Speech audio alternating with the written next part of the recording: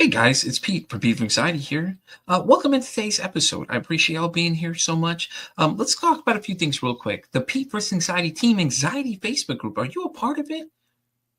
You're not? What are you waiting for? The link's down here in the description down below, or go to Facebook and search Pete vs. Anxiety. Then look for the Team Anxiety Team page and join it today. Why not? You can join and help. It'll be great. Yeah, like right now. Hurry up.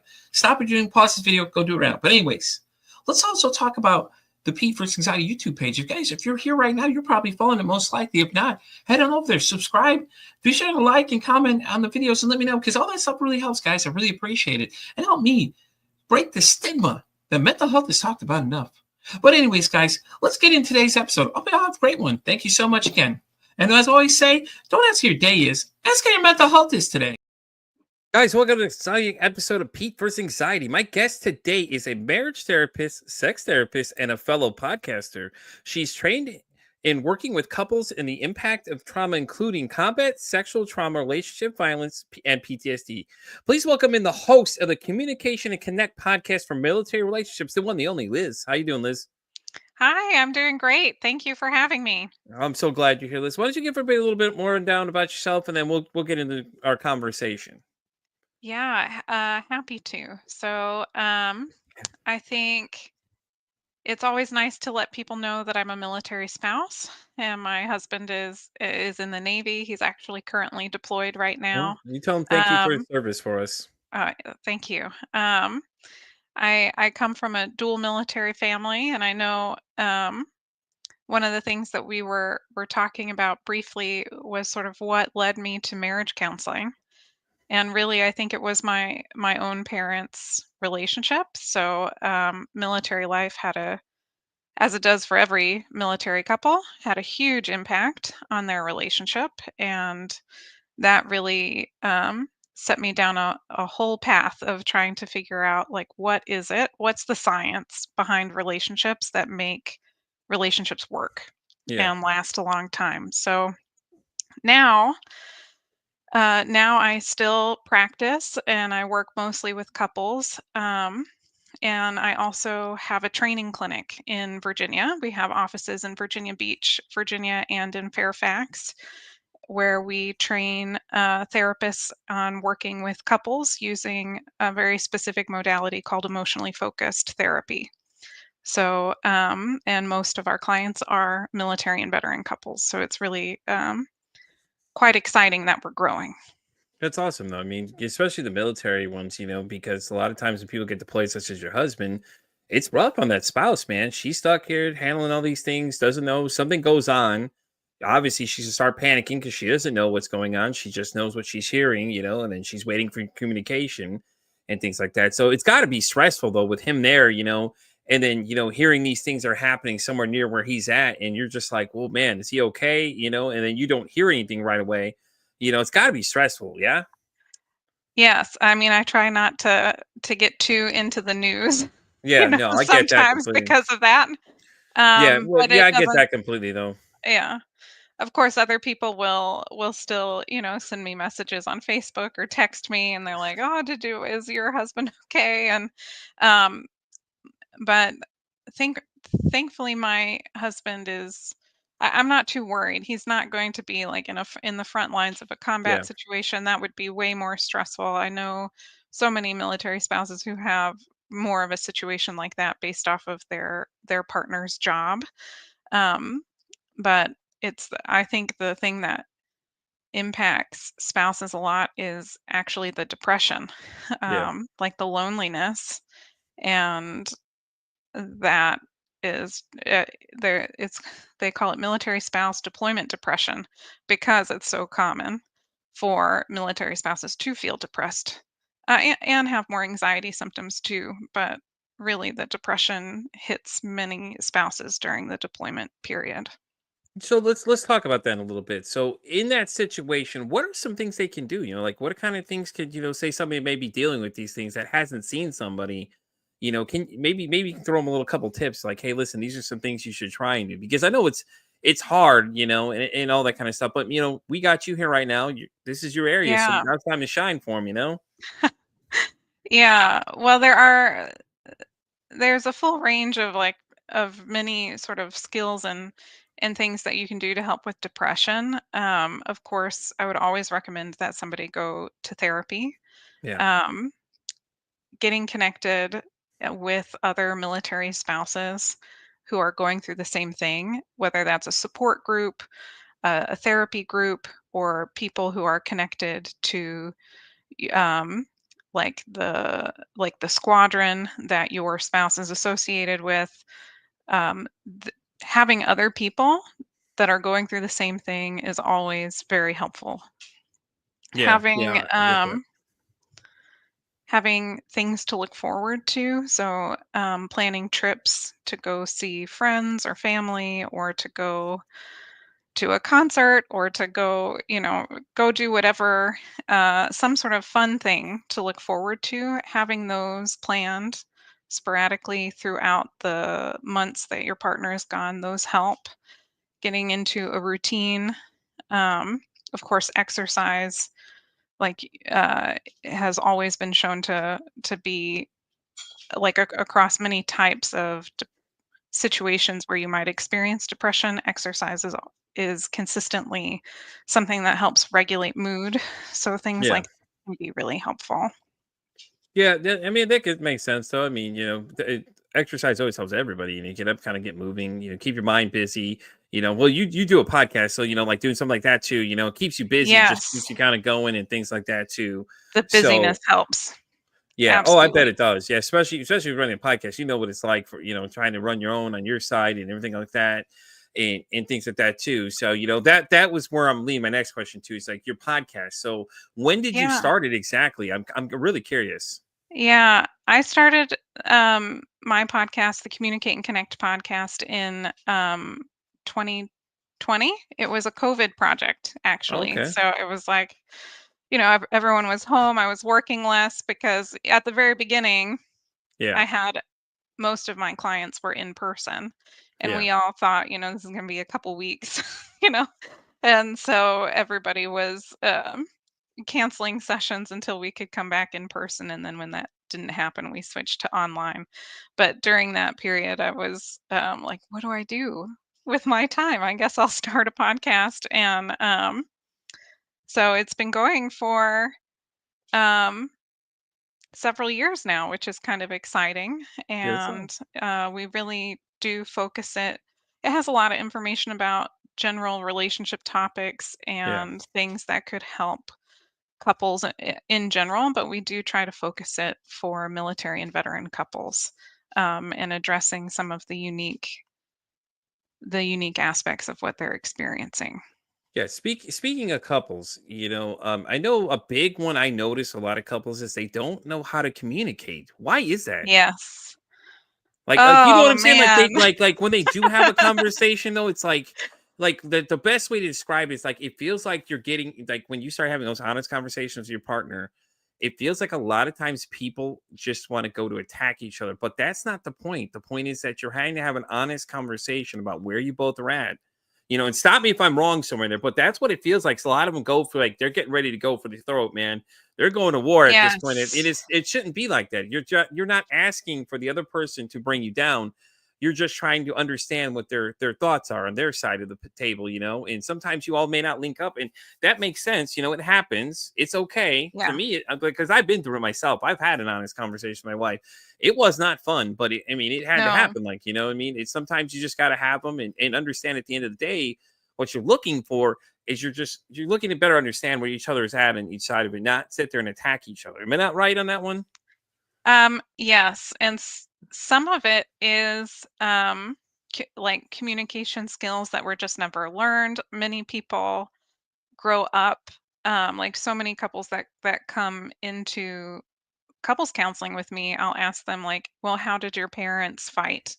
Yeah. What did you see about and learn from the relationships around you about how to navigate conflict, how to negotiate and come to a compromise together, how to repair after a conflict?" And so many of them tell me, "I never saw any of it." Like their parents did it privately, or they didn't do it at all. They just stayed silent. So it's just sometimes these sorts of skills just didn't get learned or Yeah. modeled for them from other people. But I think the thing that I like to focus more on than just skills is that when it's my partner, because they're so important to me, they trigger difficult emotional places and old emotional wounds that I Yeah. have. And that just comes with loving someone. There's no way to prevent it. There's nothing wrong with anybody that happens. It is um, maybe supposed to happen because the person matters. Yeah. Um, so, for example, um, like I'm thinking about a conversation recently around like, oh, you forgot to pick up the milk. So Yeah. this is the topic, and it's like, oh, it's milk. Why are we fighting about milk, right? But so partner one comes home, partner two's like, oh, did you get the milk? Partner one says, oh gosh, here I failed. I don't want my partner to see me as failing. Yeah. And then there's a little defensiveness, like, no, I forgot it. And then the other partner says inside themselves, well, why did you forget? Like, I only asked you one thing. Like, I did all of this stuff at the house. You couldn't just get milk, like, you Yeah. must not care. I'm not even on your mind to remember something that I'm asking for. Yeah, isn't And that then funny though? It's that little thing that triggers you. It's like the milk, you get no milk. It's just like y'all start arguing about things, and it's like, is it really worth it at that point? It's like, no, but I could see where I could see that though. You're like, you're doing all these things, but all I asked you to do is one thing. It's kind of like what's that movie called? The Breakup, where Vince Vaughn mhm, and Jennifer Aniston, remember how they're talking about the lemons, and he's not really seeing the point of the conversation. He goes, I got you lemons. She goes, yeah, you got 3. I needed 12 of them. They're supposed to be for the centerpiece. And he's just like, yeah, okay, yeah, whatever. You know what I mean? Like, that's what I get the first time thinking when you say that. The whole milk thing. I'm just like, oh, God, here we go. We're fighting over milk yeah. now. I love that clip. I will often show that clip to couples because it's such a good visual of like what Yeah, happens to all of us. That it's not about the lemons, it's not about the milk. While that is the thing that starts it all, right. it's actually about, do you care for me? Do you have my back? Do you accept me for who I am? Am I valued as a person here? Am I seen for what I contribute and my positive good qualities? There's all of this other um, uh, important things that we all need in relationships. We all need to be loved. We all need Yeah, to be seen for who we are.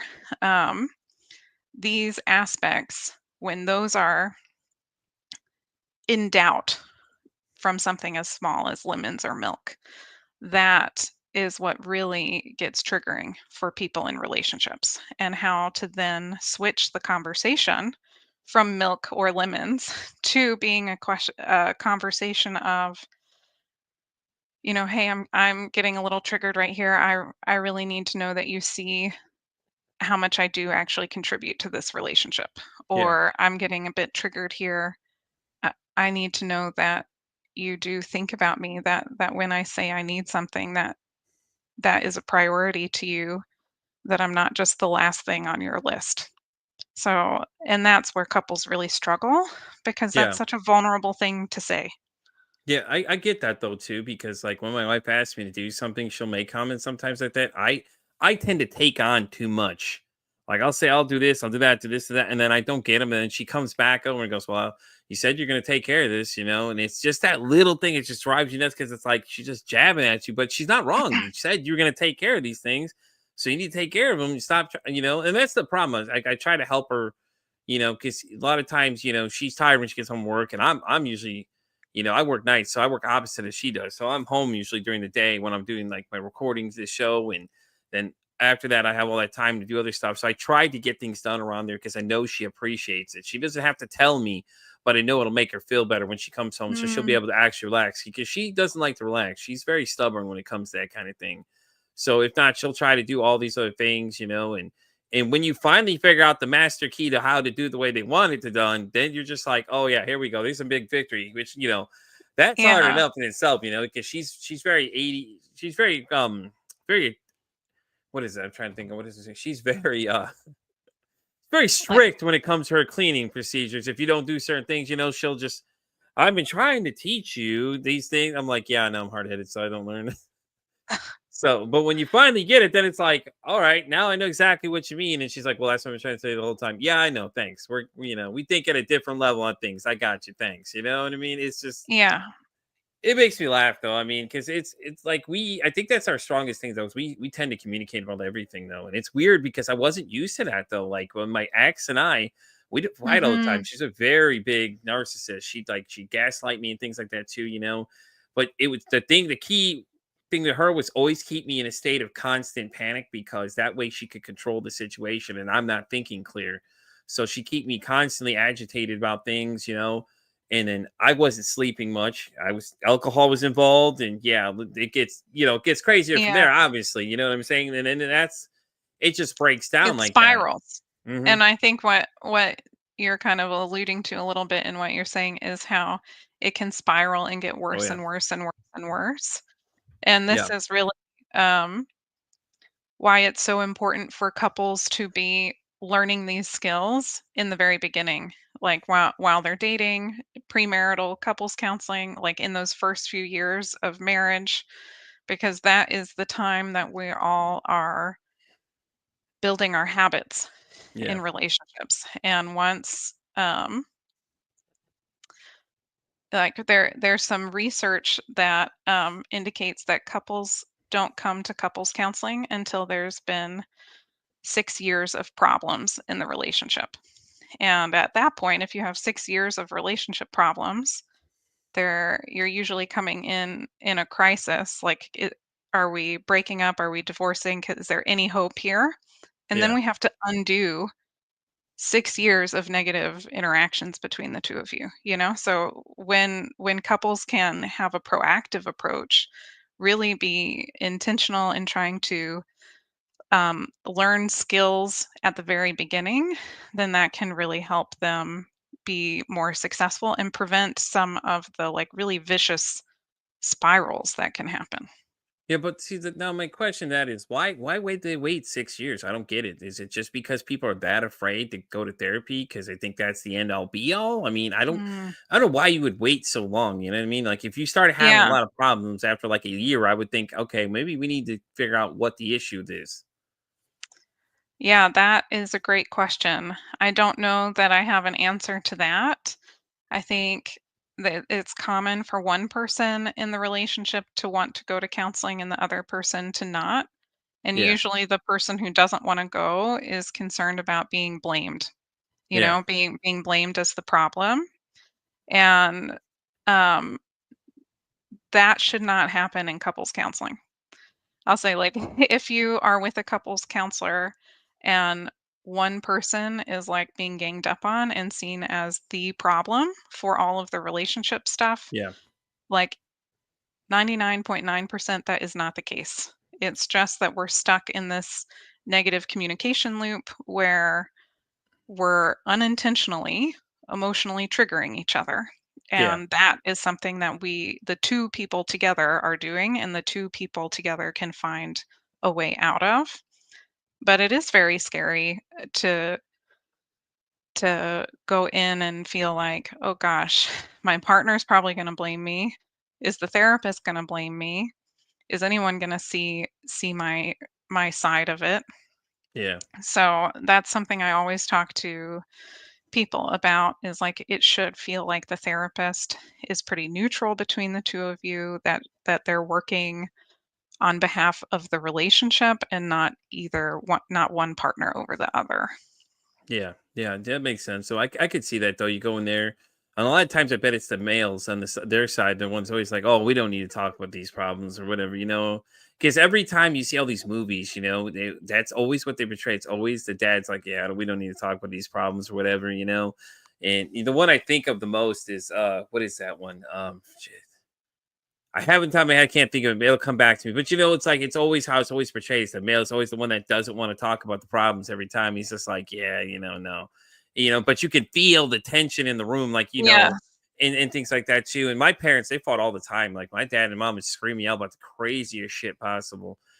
Sometimes Yeah. it was about sex itself, and I'm just like, I don't want to hear this. These are my parents. I don't want to hear y'all talking about Yeah. your personal business from behind closed doors. Like, come on now.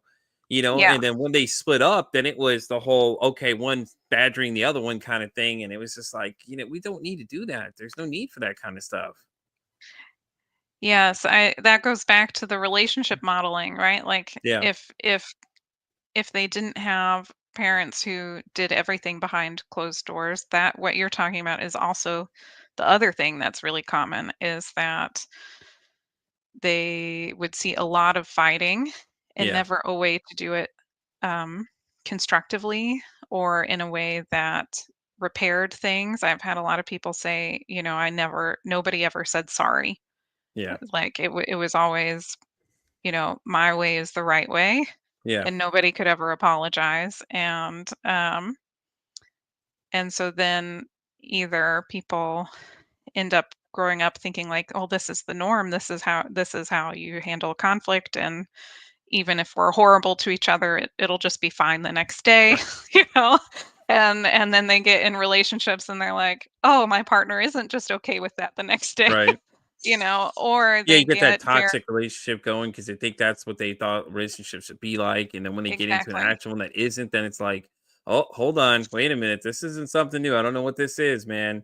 I don't Yeah. like this too much. This guy's treating me nice. When's it? That always that constant thought of doubt in your head. You're Yeah. like, you know what I mean? That's the constant thing that'll constantly happen though too. It's like you start freaking out, like, okay, well, shit's gonna hit the fan eventually. What's gonna be the trigger point that this person's gonna do whatever toxic behavior my ex used to do, kind of thing. And I think that was the hardest part for me though. After 15 years, was like I had to realize that my wife wasn't the same person. Like she didn't do the same things my ex did, but it was like she understood that though, which was great. But some partners don't get that though. It's like once Yeah.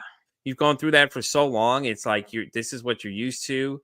And and she'll call me out on some of my stuff I do too myself, but it's like she was so understanding though, like a lot of the stuff that happened, and and it's great, but not everybody's fortunate to have that though, and Yeah. it sucks for a lot of people. I'm sorry, but I mean it does suck. It's really bad for a lot of them because some people don't understand that. Like when they deal with that for so long, then you get into a relationship where the actual person's actually supportive of what you do, and if it doesn't do the things that they were doing, it's strange to them because they don't know how to respond to those behaviors.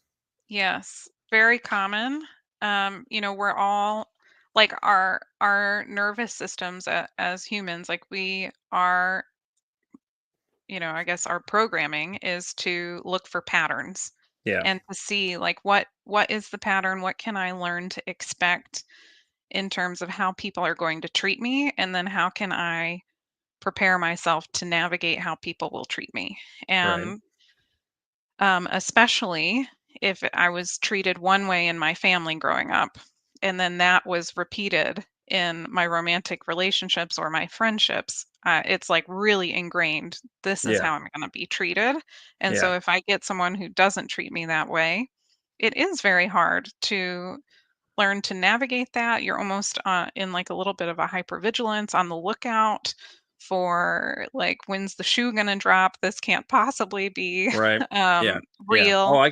I could tell you, I'm 100%. I've had that happen like that. It was like you're waiting for something to go bad, or you're the cause of the conflict because you're like you're so used to having to argue all the time about things, and it's just like they're not giving in the argument, so then you're confused because you're like, well, I'm getting mad. They're not getting mad too with me. This is not normal. What the hell's going on here? And it's like I think that was the hardest part though. Is like like I said, you had to get to that point where you're like, this person doesn't do the same thing, and you have to keep telling yourself that this isn't the same person as before. And like I Yeah. said, luckily she was understanding because I was just completely a mess after that whole thing went down. And I stayed away from like dating and anything like that for like 5 years at least because I was just so messed up in general. And it was just Yeah. it was just hard, because like I couldn't accept to trust her because she cheated on me. So then the trust is gone. So now I'm like freaking out, everything now. My anxiety goes heightened like that cat in the complete stance, like that, I'm going straight like Yes. that every time something Yeah. happens. Yes. I think So everything you're saying sounds normal to me, and yeah, like the normal ways that we then learn that we need to protect ourselves, that yeah, for not necessarily that relationships are always physically unsafe. Yeah. That's like a whole nother sort of conversation. But are they emotionally safe? Am I emotionally safe in this relationship Yeah. to share my thoughts, my feelings, to be myself, to be in like a relaxed state, or am I walking on eggshells? Yeah. Yeah. No, I get that. And yeah, and it's hard to switch out of eggshell mode with a Right. new partner if I've been kind of used to that for so long. But also for couples who are wanting to repair, this is also part of the challenge, is like we're creating something new. Yeah. We might fall back into old habits and catch ourselves and then try to learn the new ones again. And we are also trying to shift our bodies and our nervous systems from eggshell mode, Yeah. walking on eggshells, to take small risks again to trust our partner, um, and create that. And that can take time, especially the more damage has been done. Yeah, no, 100% though. I get that too, Joe, but really quick though, for hmm people that are getting in that situation, do you have any advice for them? Like, hey, listen, if your partner's been through a lot and you know they have a rough history, what are some things you would tell them? Like, hey, listen, what are some things they need to understand right away when they're getting into it? Because I know obviously one of them is being really patient with them, understand that this person has been damaged, so they may have a lot of outbursts and things like that, because that is there anything else? Am I missing something here? I know I'm missing something here. You got, what do you suggest for someone, when getting into that situation? Like they know the person has a rough past. What do you suggest they do? How should they approach it? Is there things they need to be watching out for? Because obviously this person's not used to being treated right. So this person that's coming in, the partner, what should they know ahead of time? Um, yeah, I'm thinking like if sorry, I'm having like five thoughts at once. So Me too. let's That's what I'm try like. I'm over to here the same thing. I'm prioritize like, my head's going, them. it's going to Yes. town. Um, so getting some education is always going to be helpful. Like Yeah. if somebody has a mental health diagnosis, like Yeah. or has PTSD from their past relationship, like I would 100% be learning about PTSD and Yeah. the and how that is for an individual, how that impacts couples. Like just some education Yeah. is going to go a long way. No, I agree. Um, but the thing that I would be wanting to talk to with the couple or the individual would be um, normalizing that you're going to want to react because Yeah. you're going to be triggered too. You both are going to get triggered and you're going to want to react. And that our goal as an individual in a relationship is to slow down, try to figure out what is getting triggered in me, and can Yeah. I communicate that in a vulnerable way. And so if their partner has had a lot of sort of relational trauma in their past relationship and is lashing out when they get triggered, Yeah. one of the things that um, they could do is they could, instead of lashing out back or instead of walking away, saying like, this is really hurting me right now. Like when you're talking to me like that, I'm getting triggered. I don't Yeah. like it. Like being vulnerable themselves, which is incredibly hard to do. It doesn't have to be like you're making me feel worthless. Like that might be too vulnerable in Yeah, a like moment you like said though, that. like But tell them like communicate, hey, listen, this is triggering me. Like just so you yeah, know, hey, these are the things that you need to try and avoid. This is the kind of and let someone know. Like and the other person on the other side, because I deal with it myself right now, is that my wife will tell me those things. She'll be like, hey, listen, this triggers me a little bit, just and I'm like, okay, cool, we're done doing that 100%. If I didn't know, okay, yeah, cool, I'm so sorry. And I'm listening to what she's actively listening to what she's saying. I think that's the key part of it, is to listen to them. They're going to communicate to you and tell you these things. Hey, listen, this is triggering to me. That doesn't mean continue to do it, fellas. Like let's be smart about this. Let's listen to what they're saying. Your partner, male, female, whatever choice of partner you have, just listen to them when they tell you something like that, because I think that is the biggest thing too. Because one, you'll earn their trust, and two, they're telling you what's triggering them. I'm falling right along the lines, along the lines Yes. there. Jesus, I can't talk. Yeah, and ideally, like, couples are gonna grow in their ability to do this together, like, both Yeah, partners to do this together, and that creates a sense of safety in the yeah, relationship, because if I just blow up at you back, that tells you, "I'm not hearing you, you're yeah, not safe, I'm gonna lash out at you."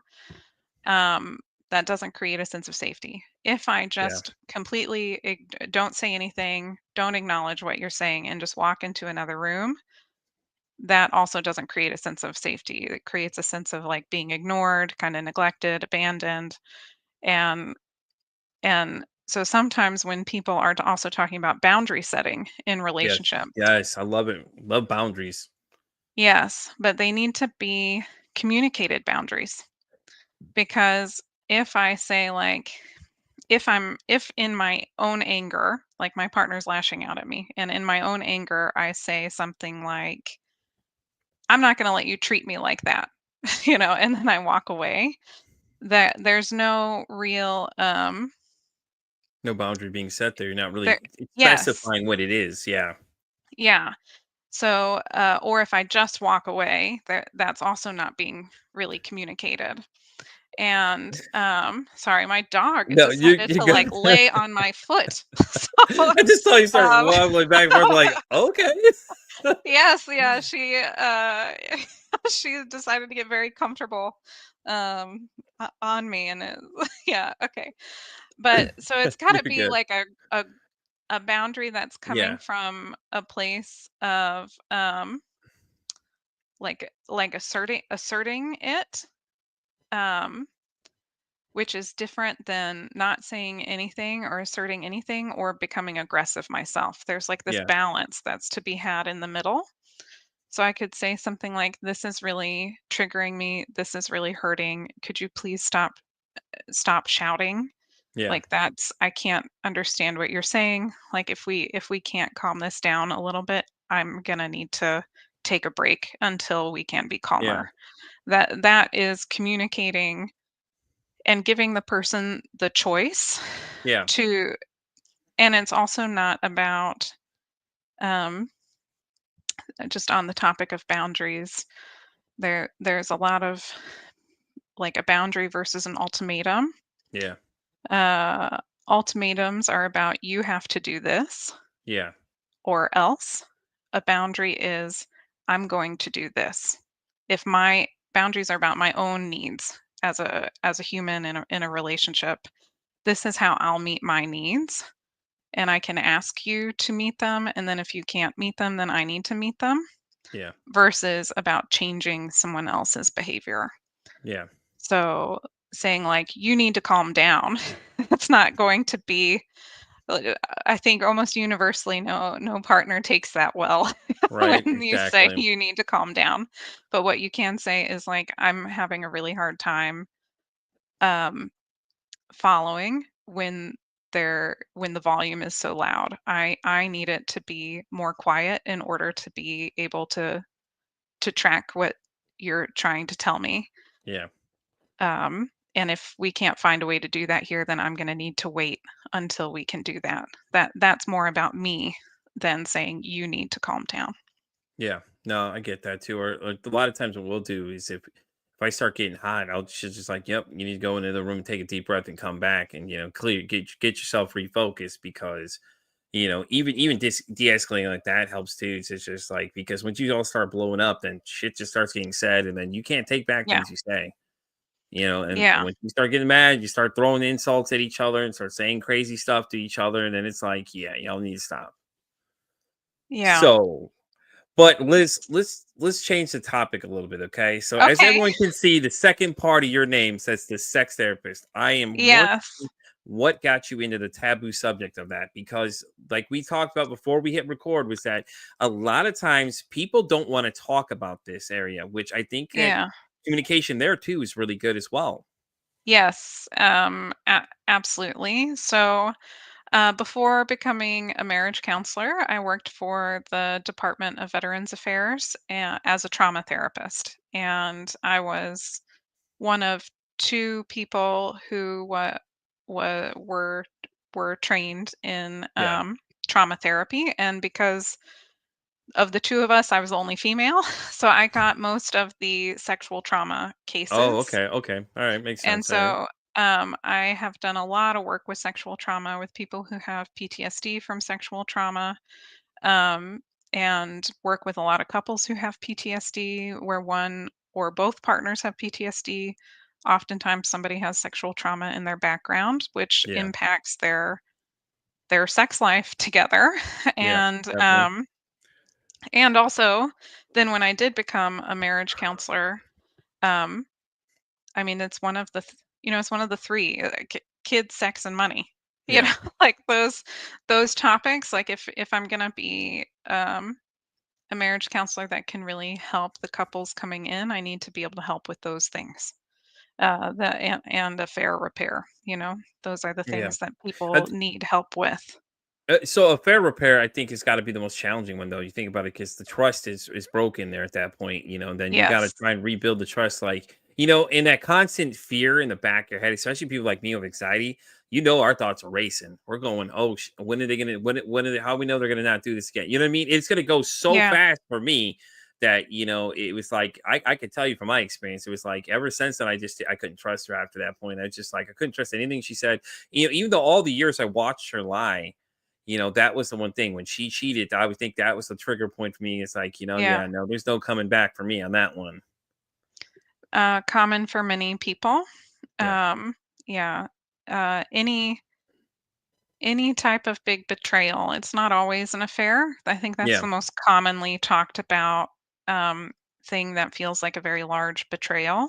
yeah, But I've had other couples say, like, there was this one time and you didn't stand up for me to your mom, and I never got over that. There's any time that there is a really big betrayal in the yeah, relationship, that those are hard. You can repair for them.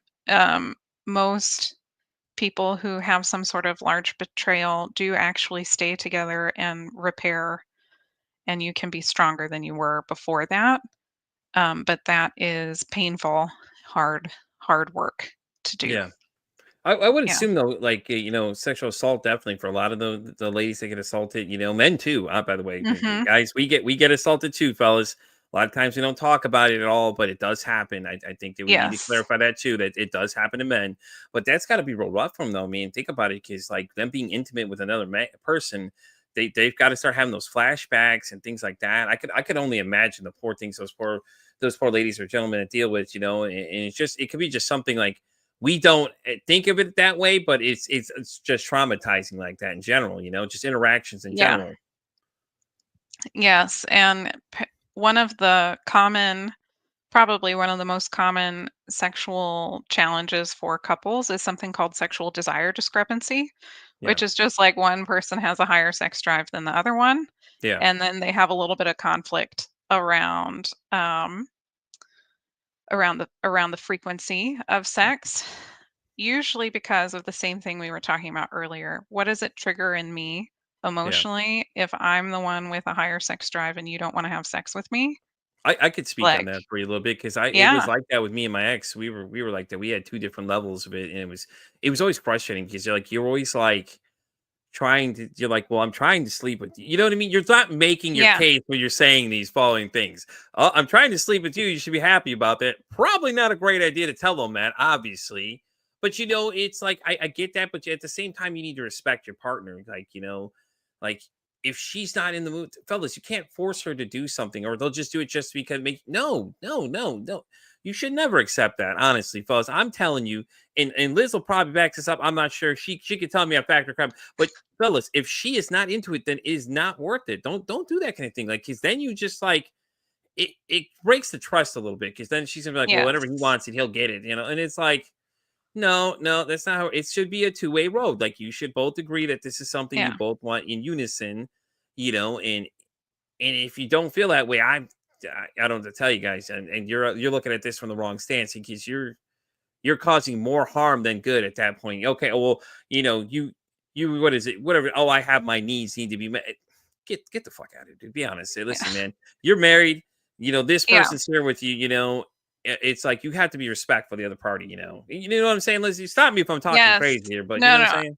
I'm totally tracking with everything that you're saying, and it can be the female with the higher sex drive too Yeah, that at too. times. Yep. So yeah, it can swap. There is this sort of stereotype in our society that it's always the men, but it can be the female with the Well, higher sex we can drive. blame we can both agree we blame the internet for that one, okay? Because like all Yeah. these things they see online and all this other crazy shit, it's just like blah blah. It's like the internet irritates me, and sometimes it's great, and other times it just pisses you off because the things they Yes. post, it's just like you're sending the wrong message to these other younger generations of females and guys that we should perceive everything as these things and that thing. Oh, this that. Oh, you should tell them what you're gonna. Get the fuck out of here. That's not how this works. Like this is like some of these things you watch these videos and you're just like, huh? What did you just tell them to Yeah. do? Like, get the hell out of here, man. Or what is it? That Andrew Tate guy? God, I can't fucking stand that guy. He's so annoying. Like, just people like that are out there spreading these lies. Like, this is how you should treat your woman. No, fool, you shouldn't do these things. This is something you shouldn't be doing. God damn it! Don't pay attention to him. Yeah. Maybe ask your partner how they want you to treat them. That's kind of what I'm Once thinking. again, communication's the key here, fellas. Yeah. I'm shouting it out like because not just the fellas, but I'm saying for us guys, communication is a killer, man. I think that's the hardest part because when it comes to guys ourselves, we don't talk about stuff, and I think that's just because that's how we were programmed. But at the same Yeah. time, there's some ladies that believe that same thing too. You see a lot of them posting these videos. Oh well, like the guy's upset in the video, and then she's getting mad. Well, why are you upset? Why are you crying? Why are you mad? No, stop. Let's stop posting this crap out here because these kids are seeing these things and now they're thinking that this is how a relationship should go. Is that you Yeah. should sit there and get mad at one another because one of you all are upset about something, and especially as guys, we're like always told, be quiet or just suck it up. It's Yeah, not how it works, something that fellas. might be sensational on social media and get all the nice little views of the videos is not Yeah. necessarily the same thing that would lead to health, right? God, Health in a no. relationship and a sense of safety and security and connection. Yeah, and then it's Yeah. the whole jealousy thing start coming into play. Well, you like this girl's video. Like there's so many stories you hear about that. Like the other partner is so defensive about something. And Yeah. instead of asking him what the deal is, it's like, what did you do to cause this problem? Now, if you're flirtatious with other women, okay, there's a problem there, Chief. You shouldn't be doing that. First off, if you're in a relationship, I never Yeah. understand.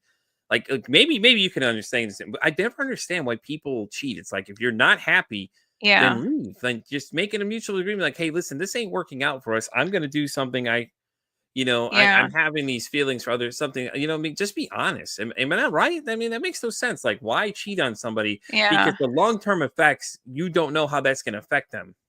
Yeah. It really varies. There is so like one of the early episodes that I did on my podcast was around a research like an article that talked about the 7 different reasons people have Yeah. affairs. And I'm not going to remember them all off the top of my head right now. You're But probably reading like, this is crap. That's not crap. That's not right. Okay. You're sort of close. there are some people who have affairs related to relationship problems, and then Yeah. they go out and they try to get their relationship needs met in another relationship without communicating and trying to work it through. And Yeah. but there are also people who might use sex almost for emotional regulation. And so Yeah. when you see people who are really struggling with porn use, like Mm-hmm. where w- um, of course some of this has to do with the boundaries that couples agree to in their relationship Yeah. around porn or other sexual partners. Yeah. If they have a very closed relationship and they're like they don't want porn, Yeah. No, I get that. then but there are other couples who feel fine about porn and porn Yeah. use in their relationship.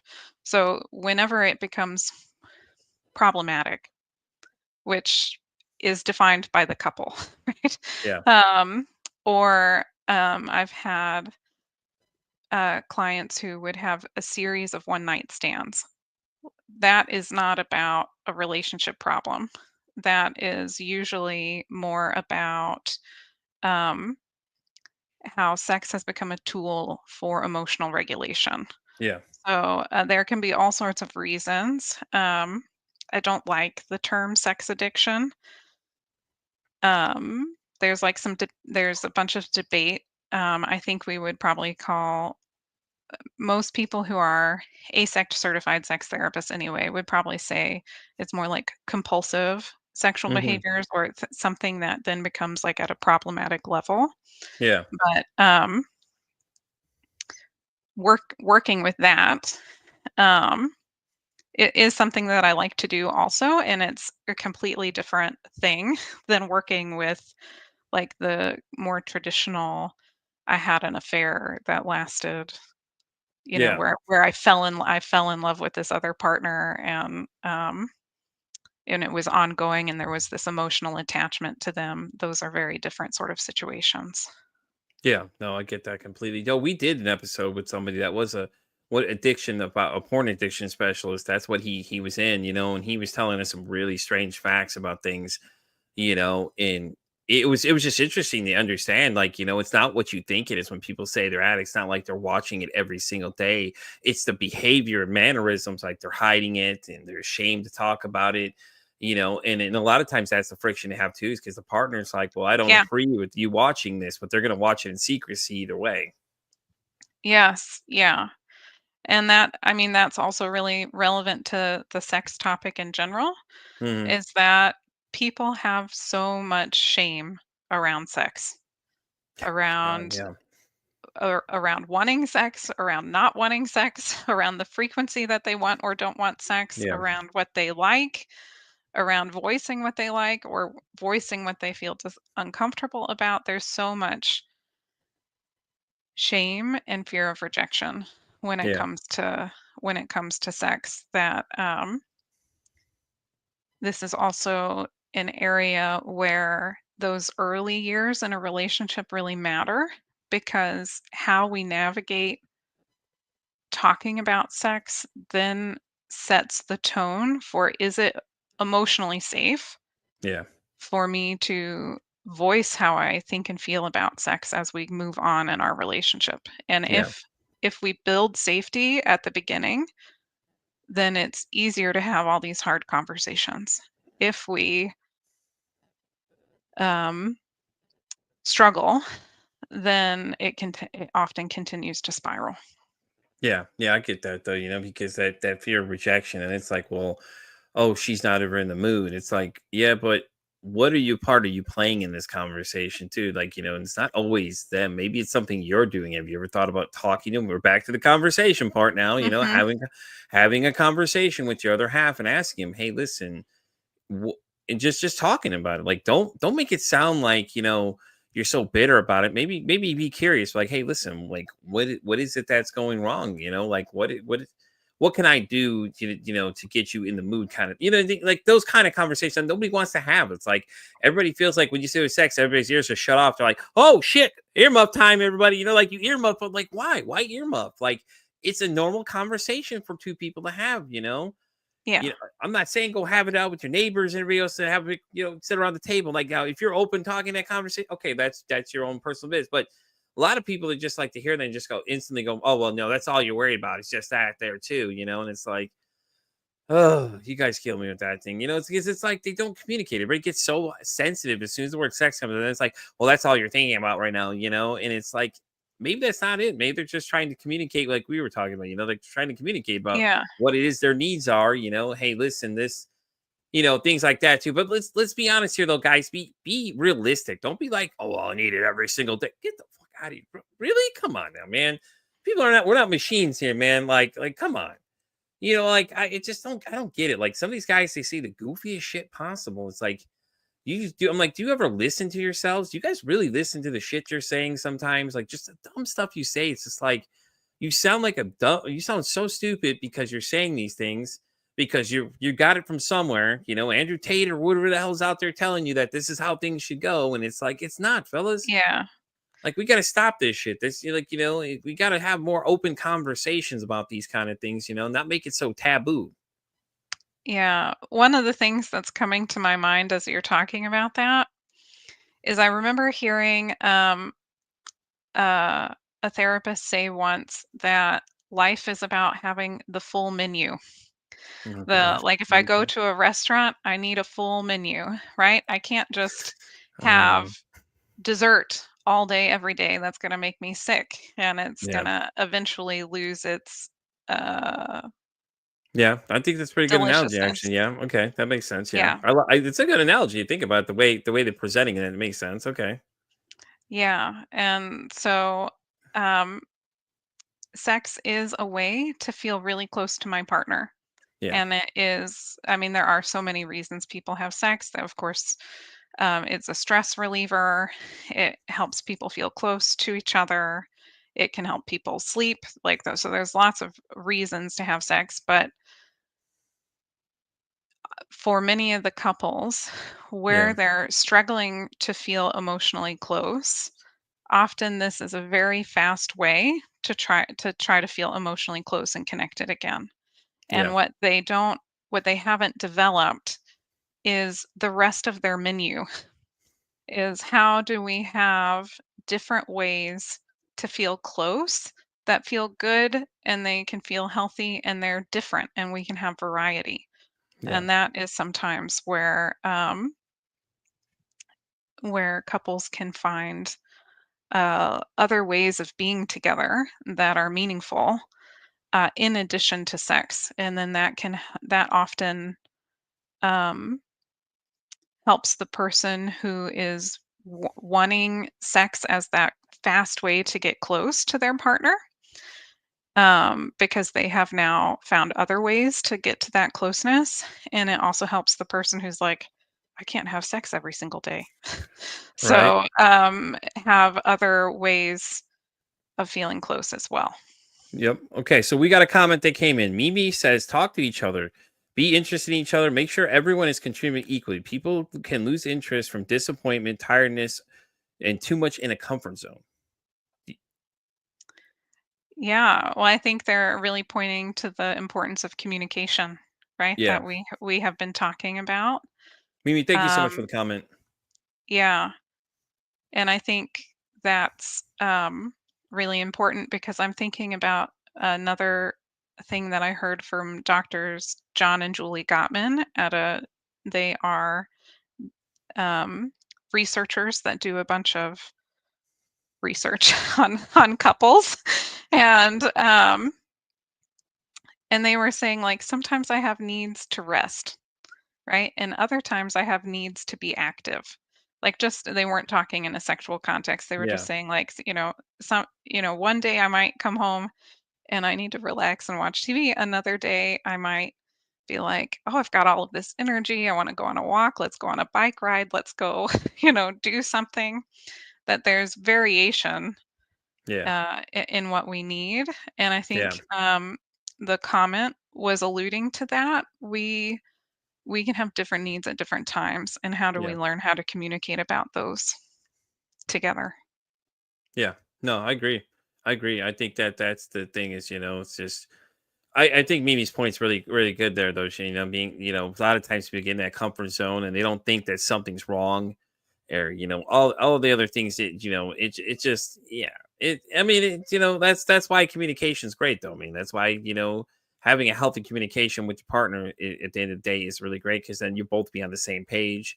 So if someone feels like the other one is not feels like they're not carrying their weight in some sort of the relationship, it's like, hey, listen, it's okay to talk about these kind of things. You know what I'm saying? Yes, yeah. You've got the two spectrums. Yes. The communication helps you navigate conflict, right? And problem solve and compromise and come back together to be on the same page as a team. Yeah. And then communication also helps you communicate or I'm sorry, it does help you communicate, but it helps you with connection, which is the ooey gooey lovely feeling of relationships. It's the love Right. part. It helps us have the closeness that is the really is the beautiful part that brings us together in the first place. Exactly.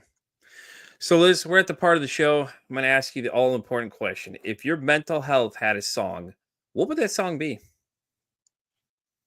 Oh man, I always get great responses from this one. Trust me, this is always a fun I question. so I've never thought about this, so I am going with what comes to my head Yeah, go right with the first song now. comes. Yeah, let's see what comes up. But This I am thinking what's coming to my mind is our wedding song, which was okay, okay, Bloom by the Paper Kites.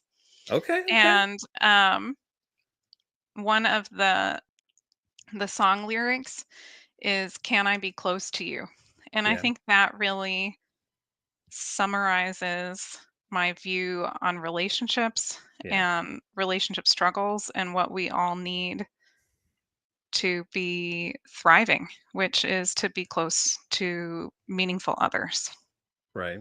And that's awesome. Jen, I'm sorry, Liz, as we get ready to close out this episode of People Society, do you want to let everybody know where they can find you? I know you have your podcast. How often do you Yeah. drop it? Once a month. We have one once a month. Okay, So the first Monday of every month is when we have new episodes. So that is if you go to communicateandconnect.com, okay. you'll slash podcasts is the direct way to get to the podcasts. Um, and if you were just trying to get a hold of me or looking for like counseling or training in marriage and family therapy, that is also there too at communicateandconnect.com. There you go, guys. And you know where to find her. Go check her out. Let Liz know you saw her on the show. I'm sure she'd appreciate, hearing that somebody's seen her on this episode. And Liz, I want to thank you so much for coming today. I think it was great. Sorry. I think the conversation needed to be had.